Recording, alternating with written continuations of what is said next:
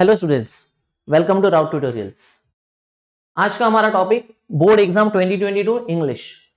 तो ज्यादातर स्टूडेंट्स तो ये सोचते हैं हमेशा कि इंग्लिश का पेपर है, सिर्फ हमें क्या करना है, पैसेज में से लिखना है, इजी है।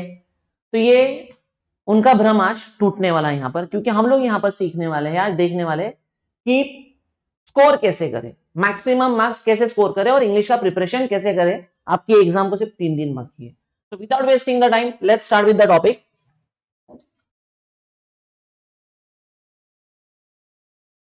तो ऐसे उन्होंने स्टूडेंट्स, हमारे पास 4 सेक्शंस हैं। अब 4 सेक्शंस में से मैंने क्या करके रखा है, स्क्रीन के ऊपर आप लोगों को सारे सेक्शंस देखने के लिए मिलेंगे। तो पहला सेक्शन जो है वो है पैसेज। अब पैसेज से रिलेटेड आपको क्वेश्चंस कैसे आएंगे, ओवरऑल 34 मार्क्स है। अब आपको हो गए 34 मार्क्स के पैसेज। अब 34 मार्क्स को देखो मैंने यहाँ पे डिवाइड करके रखा हुआ है, पैसेज, समरी राइटिंग और माइंड मैपिंग। अब पैसेज कितना हो गया, तो पैसेज तो 16 मार्क्स का हो गया। तो जो भी स्टूडेंट्स ये सोच के चलते हैं कि इंग्लिश में सिर्फ पैसेज आता है, तो ये समझ के चलो सिर्फ 16 मार्क्स के लिए पैसेज होगा। बाद में समरी राइटिंग होगा, आपको गिवन पैराग्राफ का क्या करना होगा, एक शॉर्ट समरी बनाना होगा। तो स्टूडेंट्स यहाँ पे मैं आपको ये कहूंगा कि ये अटेम्प्ट करना ही है। जो भी आपका पैराग्राफ होगा उसका वन थर्ड पार्ट लिखो। Those are good in English वो अच्छी समरी बना लेंगे। लेकिन जनरली केस होता है, बहुत सारे स्टूडेंट्स होते हैं ना जिनका बैकग्राउंड मराठी मीडियम होता है, हिंदी मीडियम होता है, वो इतने इंग्लिश में स्मार्ट नहीं होते। कुछ होते भी है लेकिन ज्यादातर नहीं होते। तो उन स्टूडेंट से मैं ये कहूंगा कि आपको क्या करना है, उस गिवन पैराग्राफ में से वन थर्ड पॉइंट्स आपको लिखने ही है। नहीं लिखोगे कुछ नहीं मिलेगा, लिखोगे तो 3 मार्क्स में से नियर अबाउट 1.5 तो आपको जरूर मिलेगा। ठीक, आगे बढ़ते हैं। नेक्स्ट है आपके पास माइंड मैपिंग। अब माइंड मैपिंग भी क्या करना है आप लोगों को, आपको मैप टाइप में बॉक्सेस बना के क्या करने हैं, जो भी क्वेश्चन किया रहेगा उस हिसाब से आपको बॉक्सेस में क्या करनी है, इंफॉर्मेशन फिल करनी है। तो ये टॉपिक कवर करने के लिए आपको क्या करना है, आपके जो भी रेफरेंस बुक होंगे आपके पास रिलायबल होगा, डाइजेस्ट होगा, 21 होगा, उसके अंदर से 4-5 एग्जाम्पल्स माइंड मैपिंग के रेफर कर लो। ठीक है स्टूडेंट्स, तो ये हो गया आपका सेक्शन 1 के अंदर का 16+6 का, that mean this 3+3 gives us what, 6। अब हम लोग बढ़ते हैं लैंग्वेज स्टडी की ओर। लैंग्वेज स्टडी बहुत इंपॉर्टेंट है, जो कि है पूरा 12 मार्क्स का। अब 12 मार्क्स का स्टूडेंट लैंग्वेज स्टडी में क्या आने वाला है, तो लैंग्वेज स्टडी में आने वाला है आपका ग्रामर। तो ग्रामर आपका स्ट्रांग होना चाहिए। तो ग्रामर में क्या क्या टॉपिक्स आपको एग्जाम में आने वाले हैं, तो सबसे पहले 1 मार्क के लिए श्योर शॉर्ट टेंस आने ही वाला है। देन ट्रांसफॉर्मेशन ऑफ सेंटेंस, जैसे कि जिसके अंदर आपको रिमूव टू आएगा, make exclamatory, make interrogative, make affirmative, make negative, इसमें से कुछ भी आ सकता है students. Then hardly when, rewrite using not only but also, rewrite using no sooner than, rewrite using unless if. ठीक है, ऐसे बहुत सारे क्वेश्चंस होंगे। अलोंग विद दैट ग्रामर में आपको क्या क्या मिलने वाला है, आपको क्लॉज मिलेगा स्टूडेंट्स, आपको क्लॉज वर्कआउट करना है। क्लॉज के साथ में आपके पास डायरेक्ट एंड इनडायरेक्ट स्पीच है, देन आपके पास वॉइस भी है। ये जो 3 टॉपिक्स हैं स्टूडेंट्स, ये बहुत बड़े टॉपिक्स है, वास्ट टॉपिक्स है। ये टॉपिक्स क्लियर करने के लिए जिन्होंने अब तक स्टार्ट ही नहीं किया होगा, मैं इसलिए बोल रहा हूं जिन्होंने अब तक स्टार्ट ही नहीं किया होगा, क्योंकि 2 साल से हम पेंडेमिक में हैं और ज्यादातर स्टूडेंट्स लोगों का ग्रामर वीक होता है। जब भी एज अ टीचर मुझे पता है, मेरे स्टूडेंट्स भी हमेशा एग्जाम से 1-2 दिन पहले सर ग्रामर, उनको कितनी बार भी करा लेकिन एग्जाम से पहले आके ग्रामर का रिवीजन पूछते। और ये 3 टॉपिक्स बहुत बड़े हैं। तो आपको क्या करना है, टेंस हो गया और यहाँ पे ये जितने भी टॉपिक्स है ना, वो आप थोड़े रेफर करोगे तो आपको आइडिया आ जाएगा कि ये कैसे कर रहे हैं करके। तो जिनको ये टॉपिक्स क्लियर है, just go through with this topics also, जिससे कि आपकी ये जो 12 मार्क्स है ये इजी हो जाएंगे। तो यहाँ पे स्टूडेंट्स हमने क्या कर लिया, सेक्शन 1 में क्या क्या आता है और उसे कैसे कवर करना है वो देखना है। लेकिन ये जो 16 मार्क्स आपके सामने है ना स्टूडेंट्स, इसके अंदर आपको पर्सनल क्वेश्चन भी पूछे जाएंगे। तो ये पर्सनल क्वेश्चन एक बार रेफरेंस बुक से रेफर करो। Along with that you have to add your own points, है ना, खुद के भी पॉइंट्स उसमें ऐड करो, जिससे कि वो पर्सनल क्वेश्चन पर्सनल रहे। बहुत सारे स्टूडेंट्स क्या करते हैं, पर्सनल क्वेश्चंस भी रट लेते हैं, कहां से, डाइजेस्ट में से, रिलायबल में से, तो वो पर्सनल नहीं रहा, वो किसी ना किसी बुक का रहा। तो पर्सनल क्वेश्चन आपको लिखना चाहिए।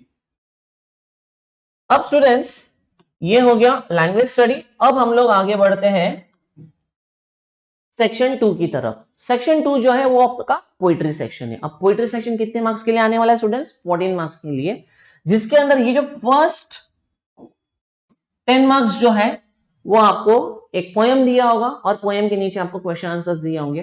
तो वहां पर बोलते हैं ना, कुछ फाइंड आउट तो कर नहीं पाओगे, क्योंकि पोएम कैसे होती है, पोएम का प्रिपरेशन करने के लिए आपको क्या करना है, डाइजेस्ट रिलायबल जो कुछ भी होगा ना उसका पूरा समरी रीड कर लो।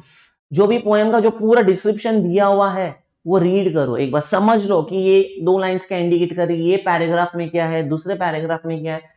जैसे कि आपकी पोएम है द इंच के प्रॉप, तो पूरी स्टोरी समझ लो, ठीक है। और बाद में उसके अंदर क्या क्या कंटेंट है वो आपको क्वेश्चन आंसर्स आपके ऑन फ्रेम करके लिखने होंगे। तो बेस्ट ऑप्शन ये है कि सारे पोएम के क्वेश्चन आंसर्स एक बार रीड कर लो, जिससे कि आपको आइडिया आएगा कि इस क्वेश्चन का क्या आंसर लिखना है। क्योंकि शुरुआत आप वहां पर एक पोएम आपके सामने होगा, एक पूरा आपके पास आपके क्वेश्चन पेपर में, और नीचे आपको 5 to 6 क्वेश्चंस होंगे। और आप तो ऐसा नहीं करोगे ना, यहां से यहां तक फर्स्ट का आंसर है, यहां से यहां तक सेकंड का है।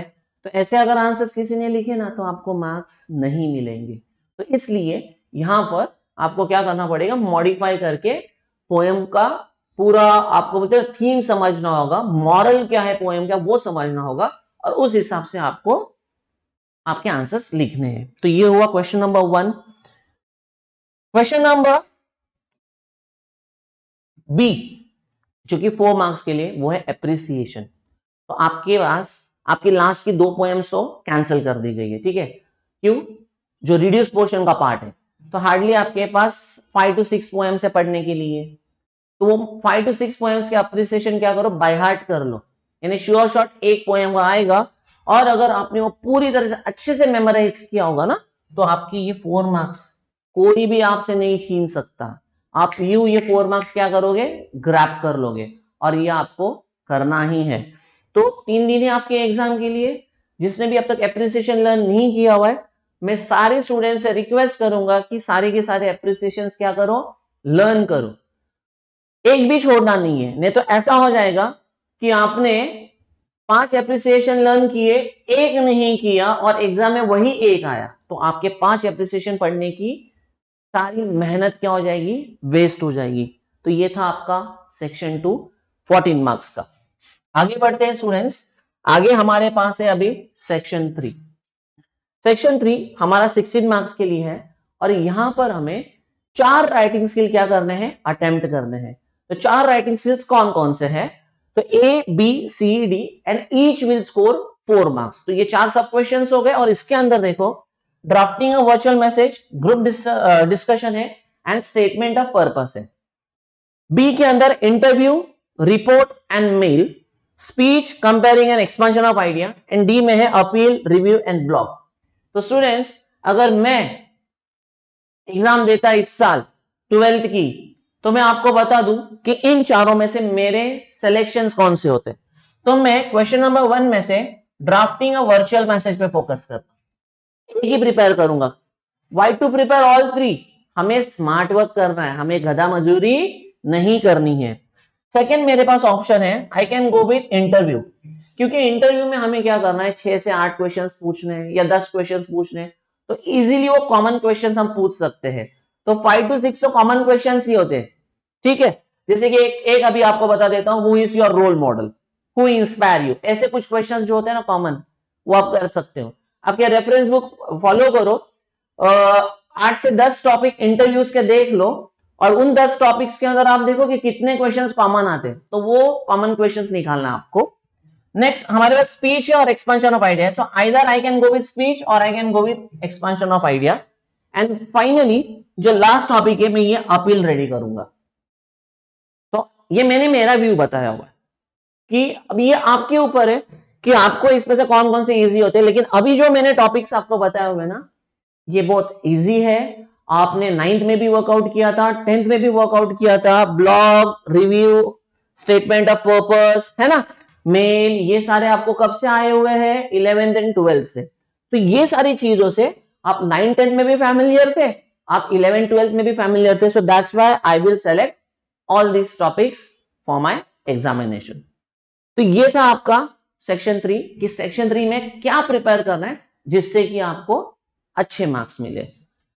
एंड मोस्ट इंपॉर्टेंट थिंग, ये टॉपिक जो है सेक्शन 4 जो कि नॉवेल बेस्ड है, इसके अंदर स्टूडेंट 16 मार्क्स स्कोर किए जाएंगे और यही सबसे डिफिकल्ट है क्योंकि यहां पर कोई पैसेज नहीं आता, कुछ नहीं आता, और यहां पर आपको क्या करना पड़ेगा, सिर्फ और सिर्फ लर्निंग वर्क करना पड़ेगा। Just go through with the topics given in your text book, ठीक, और उसके अंदर के जो भी आंसर्स है वो आपको बाय हार्ट करने होंगे।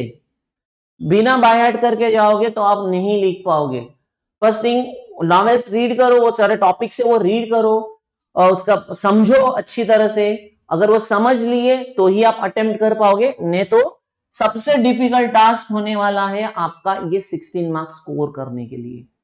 तो आई होप आपको आइडिया आ गया होगा कि आपको आपके इंग्लिश पेपर के लिए कैसे प्रिपरेशन करना है। So all the best for your examination. That's it in this video. जल्दी ही मैं एक वीडियो के साथ आऊंगा जिसके अंदर मैं आप लोगों को राइटिंग स्किल्स के लिए जो मैं लिखने वाला हूं राइटिंग स्किल्स, उन राइटिंग स्किल्स के बारे में आपको डिस्कशन करने वाला मैं। तो once again all the best, bye bye, see you soon.